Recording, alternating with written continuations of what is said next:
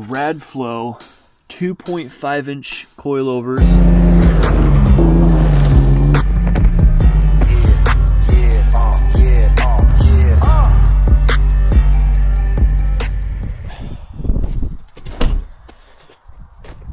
Alright, what is up guys? My name's Evan, Backwoods Taco, and I'm going to be going over my whole build today.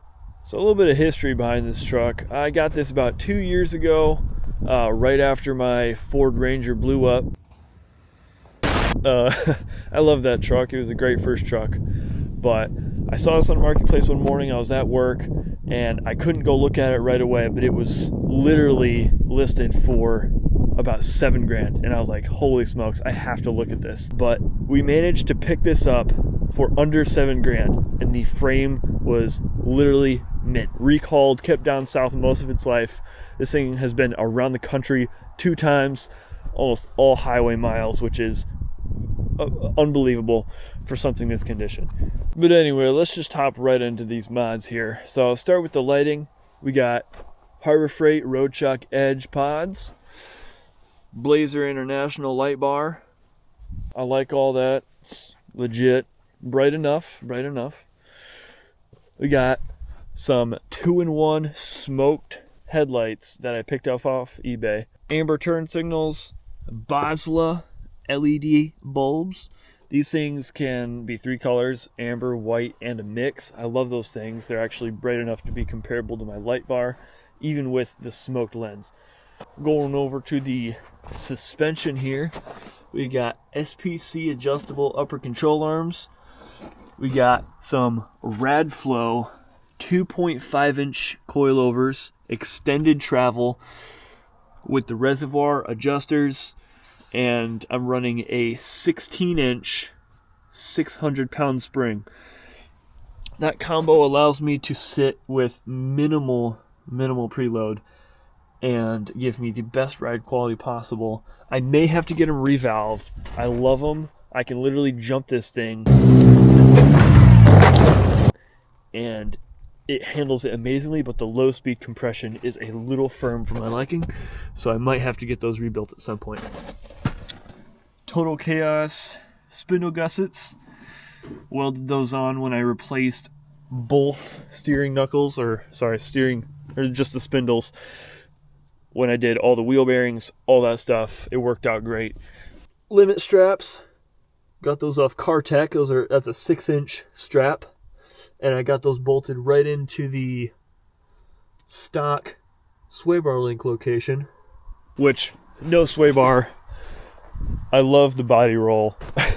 It's like driving a boat, but believe it or not, these Radflo shocks made a huge difference. It handles corners unbelievably well without the sway bar, and those shocks make up for it. We'll go around to the side here. I had to replace these fenders when I got in a little bit of a fender bender. Just painted these black, gloss black. Those will be getting fiberglass fenders.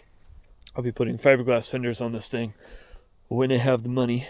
And in the meantime, I just took off these plastic fenders, put these little plastic trim pieces in here, and just secured them from behind with literally just a zip tie.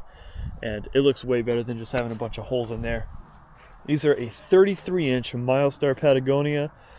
I think they're 33.5. They're a 295, which is a goofy size. But these are the ideal size I have found for my truck at the moment. These are KMC wheels. I guess they're the XD series. I picked these up off Facebook Marketplace for, a couple $100. They're discontinued apparently. I can't find them anywhere, but they're a 17-inch wheel and they're good. Yeah, I do not like them. Eventually I'd like an aluminum racing wheel one day, just to help that suspension work, being such a light truck. I've heard people say that the secret to having perfect suspension on a light truck is having the lightest wheel and tire package possible. That way it just isn't fighting your spring. Almost forgot. Cam tab gussets. Those are Total Chaos cam tab gussets with the cam kit. Also running a rough country center support bearing spacer kit, which definitely helps with overall driveline angles and vibration. I'm going to be getting a LED chase light, custom 3D printed from a dude out in Arizona, and we're going to be putting that on there. That is going to be awesome, having a legit chase light versus these eBay specials, which those are cool. They're amber. They got a little running light in there. It's pretty cool at night. So moving on to the rear end here, we got another eBay special, smoked with LED brake light, which is awesome. And then I love how they're smoked. They match the front. I love that. Harbor Freight shackle. This is where the party's at.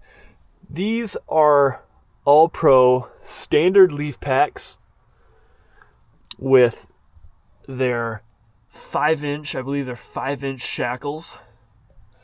And the kit included these Fox shocks, which are, they work. They do the job. We got these super bump stops, which I like. I need to adjust their location.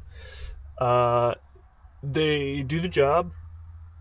When I put all this together, I didn't really know exactly the best place to do this. I should have moved the tab down a little more to get just a little bit more shock travel, and I need to adjust the contact point where that bump stop engages. But besides that, it works pretty seamlessly. Eventually I want to get some bypasses or just some Radflo smooth bodies with a resi and a outer shock relocation hoop, and this will pretty much perfect the rear end for now. The Trail Gear kit came with an extended brake line, which is sweet. U-bolt flip kit, which has been super cool. Definitely improved the overall ease of install and all that. Great kit.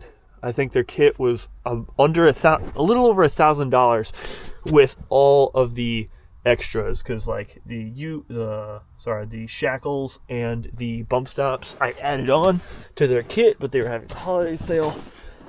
Everything came out to be $1,000 for the rear end. So that's it for the rear end and the front end.